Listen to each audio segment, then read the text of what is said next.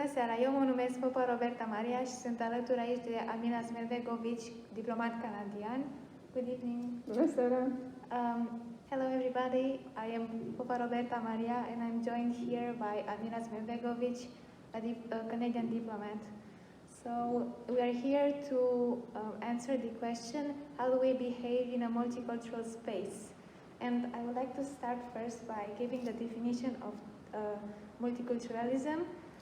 Multiculturalism is when you live in a society or a space where there are people from other backgrounds around you. So do we start with the first question, that is, what do you suggest we should do and we shouldn't do in a multicultural space? Okay. First of all, thank you for inviting me for your interview. Thank you. I've been living in a multicultural country for many years. Canada is very multicultural, and I also work in a multicultural environment. So it's important for everybody to feel welcome and appreciated no matter where they come from.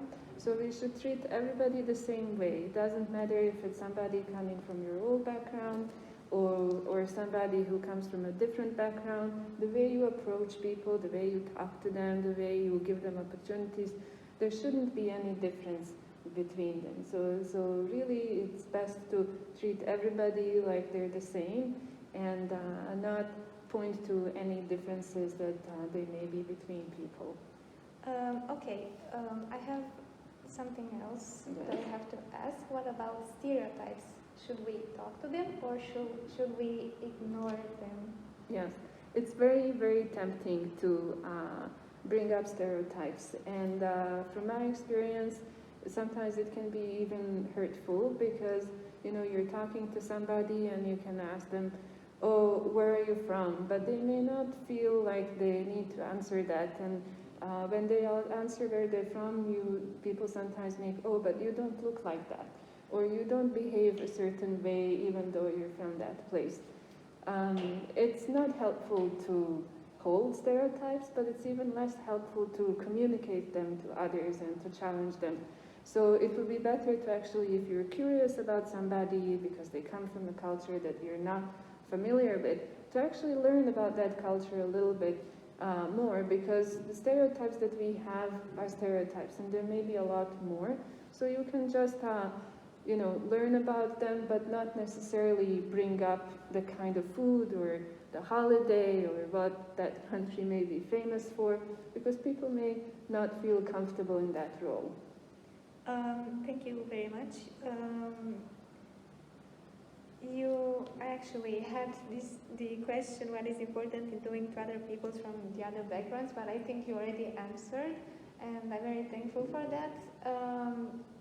Could you share us your personal experience?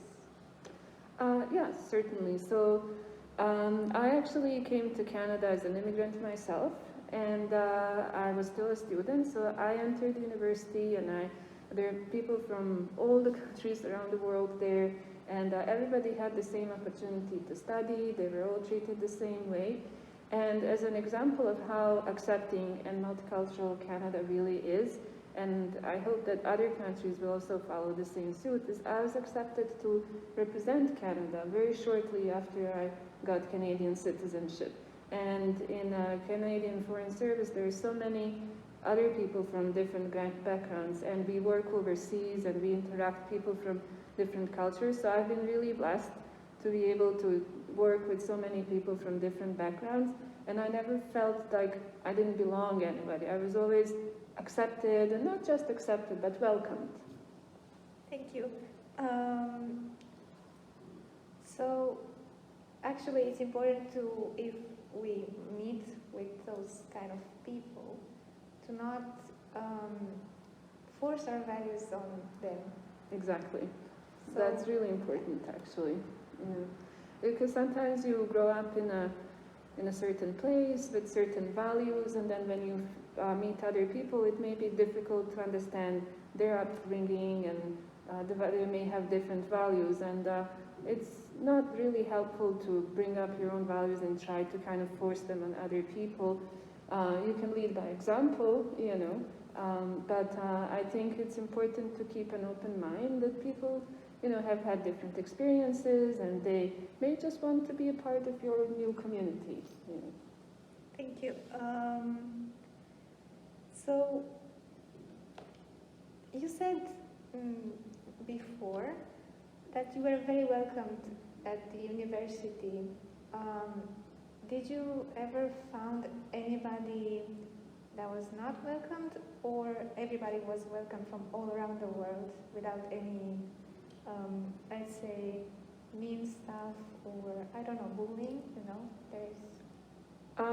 No, I have not experienced any bullying, especially not on the basis of, you know, somebody's background.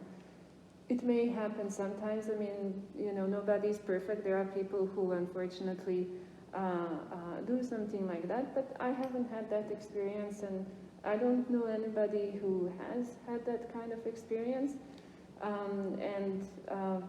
I think that it's important when you're studying to learn about your other students and to get to know them. It's a perfect time to form new friends, and this is a perfect time to try and find somebody who you're not familiar with. You know, so if you're from Europe, maybe you find an African friend or an Asian friend, and it would enrich both of you. Yeah, you know that Asia is really workaholic and yeah. Isn't that a stereotype? Yeah. Okay. So you said we should not bring up with stereotypes. So the knowing of more languages is a plus to everybody. Definitely. Definitely. Learning a new language is very important. Of course, English helps everybody with education, getting around, maybe getting a job. But when you learn a language, you learn about another culture. And so I think it is important to learn foreign languages and to get educated and, you know, try to break the stereotypes and learn more about the real face of that country or that population. Thank you very much, Amila. I really appreciate it, and thank you for You're welcome. accepting my invitation. Yeah, I'm happy to speak to you. I hope this was really helpful for you, for everybody that is watching this video. Thank you very much. Have a nice day. Arrivedere. Arrivedere.